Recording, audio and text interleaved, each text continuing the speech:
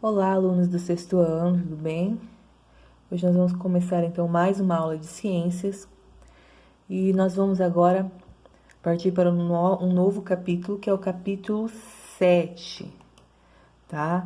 Nós vamos falar no capítulo 7 sobre o solo, do que o solo é formado, qual que é a sua importância, tá? Como ele é formado. A gente tem aqui na nossa introdução. Ao observar o solo, temos a impressão de que ele é estático, mas na verdade é um meio dinâmico. Estático, gente, é que não muda, tá? Tá sempre do mesmo jeito. Então, quando a gente observa o solo, parece que ele tá sempre do mesmo jeito, mas não é verdade, ó. Ele é um meio dinâmico. Por quê, ó? Ele está em constante transformação. Então, o solo é algo que ocorre transformações. Ele se origina a partir de uma rocha-mãe em um processo lento que dura milhares de anos e é imperceptível aos nossos olhos, tá? O solo é um tipo de recurso natural que a gente fala que ele é não renovável, por causa que ele demora milhares e milhares de anos para se formar, tá? O solo é fundamental para a vida em nosso planeta e faz parte dos ecossistemas, assim como a água, o ar, os animais e as plantas. Ele é muito importante para os seres vivos, incluindo o ser humano, que além de viverem sobre o solo, podem se beneficiar dele de diversas maneiras. Observe na imagem uma das formas de aproveitamento do solo mais úteis para a humanidade. Tá? Que a gente tem aqui na imagem acima, o plantio. Então, o solo é muito importante para o ser humano, principalmente para cultivar alimento. Aí a gente tem umas questões. Você acha que todos os solos são iguais? Não, né, gente? A gente vê que tem solos diferentes. Tem uns mais fininhos, uns que tem os grãos mais grossos, com cores diferentes. É possível plantar em qualquer tipo de solo? Depende, né? Tem solos que são melhores para plantio, tem uns que, dependendo do tipo de planta, ela não vai se desenvolver. Além do cultivo de espécies vegetais, o que mais pode ser desenvolvido no solo? Bom, a gente pode fazer o quê? Construções em cima do solo também, né? Qual a importância do solo para as atividades humanas nas áreas urbanas? Aí são infinitas as utilidades, tá? Principalmente as moradias que são construídas em cima do solo. Então, como que um solo se forma? O solo é a camada mais superficial da crosta terrestre. Então, é a parte que está sobre a crosta terrestre. Ele pode levar milhares de anos para se formar, uma vez que está exposto à constante ação das águas, chuvas, ondas do mar e alterações de temperatura, aos ventos e atividades dos seres vivos, como o manuseio e o pisoteamento. Então, o solo, depois de formado, ele fica exposto, né? Fica exposto à água, à chuva, à atividade do ser humano. E essas atividades podem estar levando parte desse solo para outras localidades. Através desses fenômenos, a rocha sólida, chamada de rocha-mãe, é quebrada em pedaços menores. E aqui a gente tem um processo chamado de intemperismo, que a gente viu que ocorre com as rochas, né? O desgaste das rochas. Pela água, pelo vento, pode ser um intemperismo químico também, biológico, igual quando tem árvore com as raízes estão se aprofundando sobre a rocha. Todas essas atividades, elas desgastam as rochas e é chamado de intemperismo. Então, essas atividades também de água, vento, alterações de temperatura, desgastam a rocha-mãe. É quebrado em pedaços menores. Assim, o solo é formado a partir de lentas mudanças nas rochas, ao longo de muitos anos, por meio do intemperismo, que pode ser físico, químico ou biológico. O intemperismo físico ocorre com a degradação mecânica e altera a estrutura física da rocha, tá? Igual quando o vento bate, levam algumas partículas, quando a água vai batendo, ele também vai dissolvendo algumas partículas. O intemperismo químico acontece pela atuação de agentes, como a água e o ar, que provocam mudanças na composição dos minerais das rochas. Já o chamado intemperismo biológico se ocasiona pela ação dos seres vivos. Então, o solo, ele é formado a partir do intemperismo que ocorre com as rochas, tá? Então, agentes do intemperismo: a água, então chuva, ondas, rios, etc. O ar, então a gente tem os ventos, temperatura, frio e calor, e os seres vivos também atuam como agentes do intemperismo. Observe a seguir o esquema que mostra o processo de formação do solo a partir das rochas. Então, tem uma rocha, tá? A partir, então, do intemperismo, vai ocorrendo a degradação dessas rochas. Então, essas partículas vão se acumulando ao longo do tempo. Então, eu vou ter os solos jovens, que são chamados, até o solo maduro. E essa rocha que foi formando esse solo, ela vai diminuindo ao longo do tempo, tá? Então, são partículas dessa rocha, fragmentos dessa rocha, que vão formar esse solo durante milhares e milhares de anos para isso ocorrer. Então, do que é composto o solo? O solo é composto de pedaços de rocha, mas no meio desses pedaços de rocha também tem água, ar, diversos seres vivos, restos de plantas e de animais, além de organismos em decomposição. Isso aqui em porcentagem do que é formado o solo. Então, tenho minerais, que são os pedaços de rocha. Eu tenho material orgânico, que são restos de plantas, de animais, tá? Animais que estão em decomposição. Eu tenho água, tá? Eu tenho partículas de água nos entremeios desses minerais. E eu também tenho ar. Então, o solo não é só minerais. São minerais, matéria orgânica, água e ar. Analisando o gráfico, podemos observar que o solo é formado pelos seguintes elementos: matéria orgânica, igual eu comentei, água, ar, minerais e pequenos fragmentos de rochas. Estes podem ser classificados quanto ao seu tamanho. Então, grãos menores que 0,02 milímetros são considerados grãos de argila. De 0,02 a 0,05 são grãos de silt. E de 0,05 a 2 são considerados grãos de areia, tá? Então, esses grãos minerais que tem no solo, eles, dependendo do seu tamanho, eles são chamados de uma forma. E a gente tem a matéria orgânica, então são seres vivos que habitam o solo. Micro-organismos, minhocas, insetos, restos de organismos que sofrem decomposição, tá? E vai resultar em um produto de cor escura. Então, aquela terra escura vai ser chamada de humus, tá? Portanto, pode-se dizer que o solo tem matéria orgânica, minerais, água, ar e fragmentos de rocha. As características do solo. Você já observou como é o solo da praia e de uma horta? Ao analisá-los, você com certeza irá notar aspectos muito distintos entre os dois.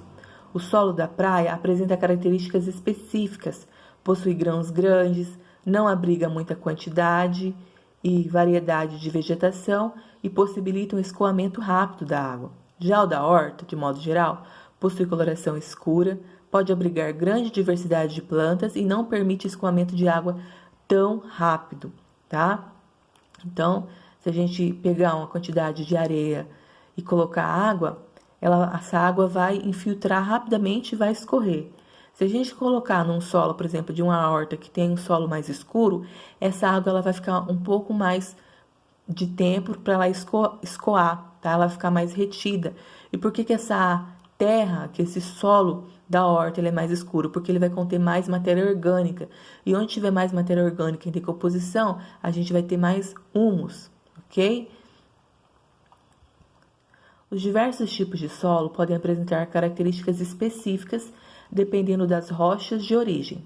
É importante conhecer essas particularidades, principalmente para definir o uso ao qual o solo está destinado, por exemplo, agricultura. Porosidade. O que significa porosidade? A porosidade de um solo se refere aos espaços entre os grãos, chamados de poros, que podem ser ocupados por líquidos, como a água ou gases, tá? Existem solos com vários graus de porosidade, desde aqueles com poros grandes e numerosos até os com poros reduzidos em pequena quantidade. Então, o espaço entre os grãos, vai determinar a porosidade. Então, se existem grãos que permite que tenham mais espaço entre eles, então a gente vai ter mais porosidade, tá? A permeabilidade, tá? A permeabilidade do solo é a propriedade de ser infiltrado pela água, ou seja, corresponde à capacidade que ele tem de permitir que a água atravesse, tá? É como se fosse um filtro, ó. Essa infiltração ocorre através dos poros.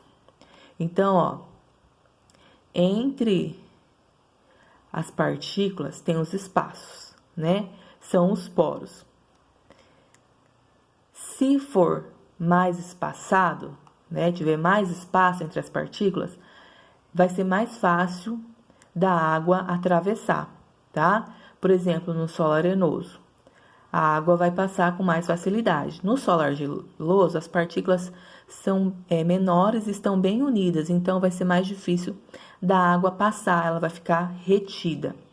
Então, essa infiltração ocorre através dos poros e, portanto, está diretamente ligado à porosidade.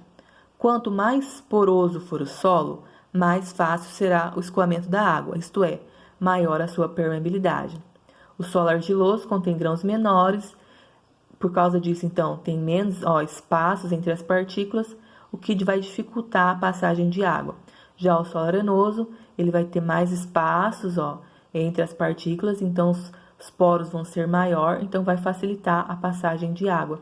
Podemos concluir dessa maneira que alguns solos apresentam maior capacidade de retenção de água que outros. Essa característica é importante porque a água desempenha diversos papéis fundamentais, entre eles o de dissolver substâncias presentes no solo, permitindo seu aproveitamento pelas plantas por meio da absorção através de suas raízes. A água das chuvas escorre para os rios e córregos, porém uma parte se infiltra no solo e penetra até encontrar uma camada impermeável, onde se acumula. Esse processo leva à formação de reservatórios subterrâneos naturais de água, chamados lençóis de água ou os freáticos, ou lençóis freáticos. Então, a porosidade é o espaço então entre os grãos.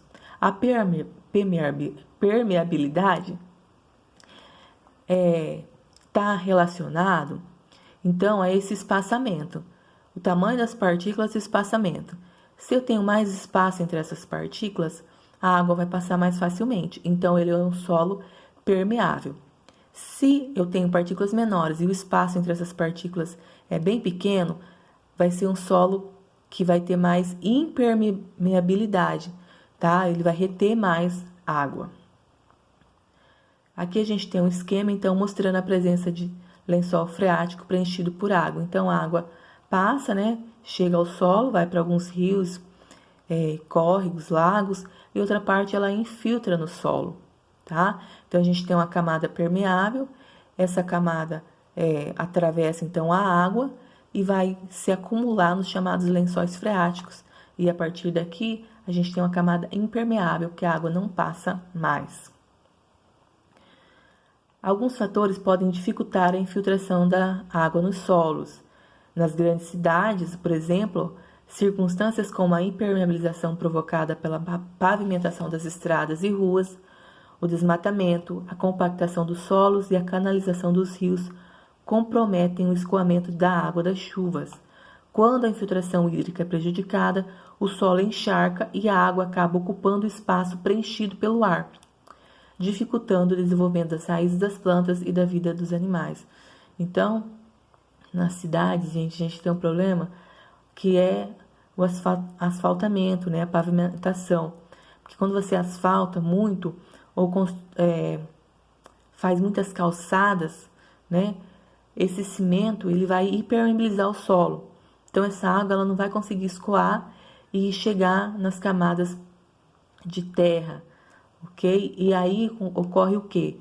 Por isso que ocorre nas cidades os alagamentos, porque a água ela não infiltra no solo. A gente tem também, então, solos de diferentes cores.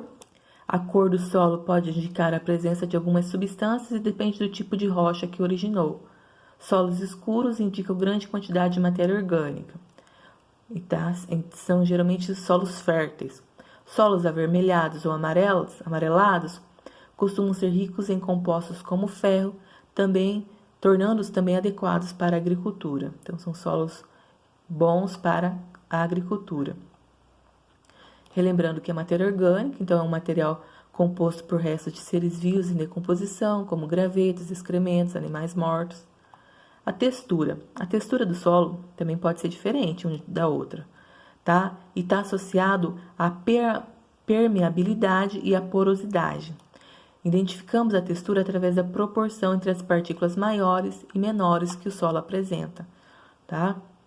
Então, vai ter uns solos com a textura um pouco mais seca, uns solos com a textura um pouco mais úmida, tá? E vai depender, então, da permeabilidade. Se esse solo, ele absorve mais água ou ele retém mais água. E aí, a gente tem aqui o perfil do solo, tá? O perfil do solo é um corte vertical feito a partir da superfície até a rocha matriz. Então, se a gente pegasse o solo e fizesse um corte, ó,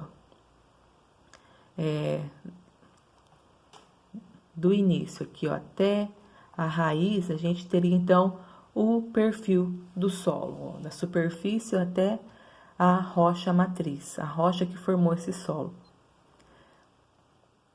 que mostra uma série de camadas. Então, se a gente fizer esse corte no solo, a gente vai ver que o solo tem várias camadas.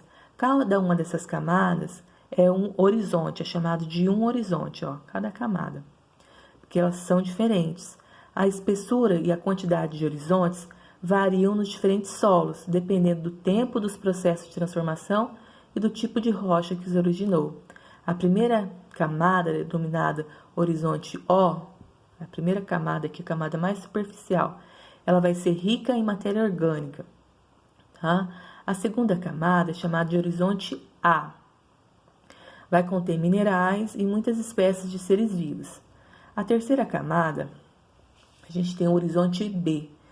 Há também matéria orgânica, vai ter as partículas menores, a gente vai ter uma quantidade maior de argila, tá? Compostos de ferro e alumínio. A gente tem a quarta camada, que a camada seguinte, ó, leva o nome de horizonte C. Aí já vai ter partículas maiores, partículas de rocha, tá?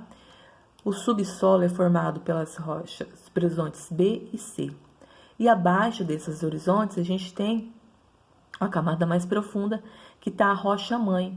É rocha-mãe porque foi ela que deu origem, tá? A todas as outras camadas do solo. Então, se a gente fizer um corte no solo, da superfície até a gente chegar na rocha, a gente vai ter os horizontes, as diferentes camadas, tá? Então, o horizonte A vai ser o horizonte O, vai ser a camada mais superficial, onde vai ter mais matéria orgânica, tá? E A, B, C, até a rocha-mãe. E a gente vai ter diferentes tipos de solo, tá? Ó, vimos que a composição dos solos pode variar graças à interferência de muitos fatores, como o tipo de rocha-mãe, o tempo de formação, o clima da região e os processos de transformação aos quais são submetidos. Essa variedade, relacionada às propriedades do solo, nos permite observar exemplos com diferentes características, como os que formam poças de água após a chuva ou aqueles mais secos que drenam rapidamente a água. Os tipos de solo podem interferir na diversidade da vegetação que cresce em diferentes paisagens. Veremos a seguir as particularidades de cada um deles. Drenar significa fazer escoar, ou líquidos de maneira geral, escoar. O solo arenoso. Ele é composto de mais de 70% de areia. Então, o solo arenoso ele tem areia, mas tem outras partículas também, outros componentes. Mas a maior parte é de areia. Ele apresenta grande porosidade, uma vez que suas partículas são maiores, bem com o espaçamento entre elas. Então, o solo arenoso ele vai ser bastante permeável, tá? Vai passar água com facilidade, o que vai tornar ele mais seco, porque ele não vai reter umidade.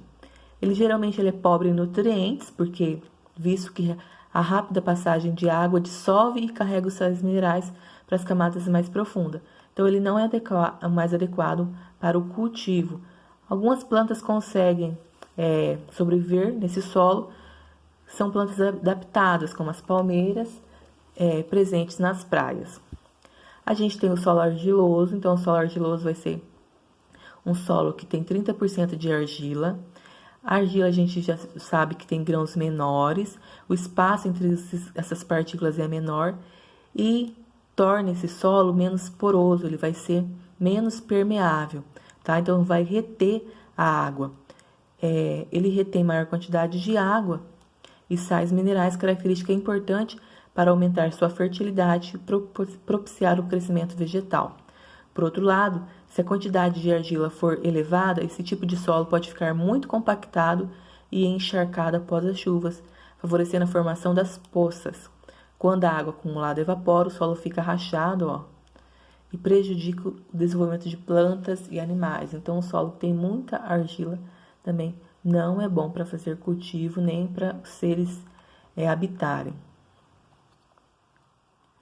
O solo umífero é aquele solo escuro, então, que vai ter muita matéria orgânica, tá? É composto de mais de 10% de matéria orgânica, ou de humus. Apresenta boa porosidade e permeabilidade, então, atravessa a água, tá? Ele mantém dessa forma a quantidade ideal de água e sais minerais e uma circulação de ar favorável para o desenvolvimento dos vegetais. Possui atividade intensa de decomposição, ampliando a disponibilidade de nutrientes. Os solos mais adequados para a agricultura são os que possuem areia, argila, humus e sais minerais e que facilitam a penetração de ar e água em proporções ideais para as plantas e os micro-organismos. Okay? Então, o solo que tem areia, argila e humus e sais minerais é um solo ideal, então, para se fazer um plantio. E qual que é a importância do solo, então? O solo forma a camada superficial da crosta terrestre, é muito importante para os seres vivos, é o local onde os humanos vivem, constrói cidades, estradas, onde estão abrigadas muitas outras espécies, tá? Também é fundamental para a manutenção do ciclo da água. Os seres humanos podem utilizar os solos para quê?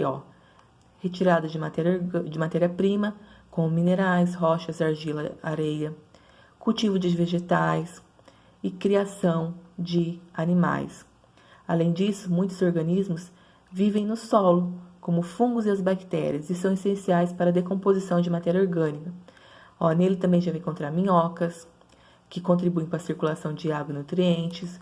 Elas formam os canais no solo, capazes de aumentar, então, a aeração, então, que é a quantidade de ar, e a descompactação do solo. Então, quando eu tenho um solo rico em micro-organismos, em seres vivos, esse solo não vai ser um solo compactado, tá? Então, vai trazer melhorias para esse solo.